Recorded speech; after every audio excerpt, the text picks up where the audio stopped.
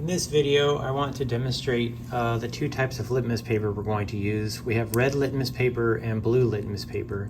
If you look at the colors here, they are very different colors, very slightly. This is kind of like a pink, and this is kind of like a purple or a lavender, okay? But we call this red, and we call this blue.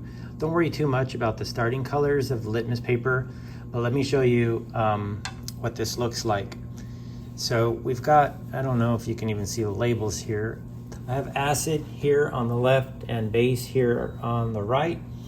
And we are testing red litmus paper, okay? So when the red litmus paper is placed into the acid, you want to, of course, observe just the tip that's wetted there. And you can see how it kind of looks, well, just a little bit red or pink. Okay, so we call that red. Now when this is placed into base, there's no doubt at all that it has changed blue. Okay, so the tip of that litmus paper is now blue. Okay, so B for blue, B for base, and that's going to be red. Okay, so litmus paper is red in acid, it's blue in base. All right, let me put these to the side now.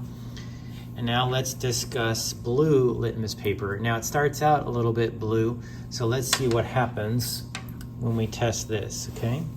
So I've got two strips of paper here, and you can see how it kind of has more of a bluish, kind of purplish tint starting out.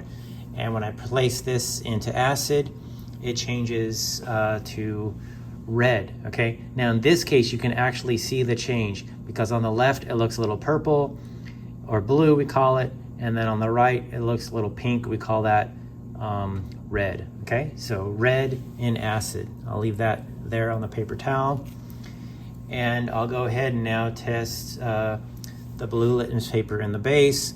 And of course, when you test the blue litmus paper in the base, the blue stays blue, all right?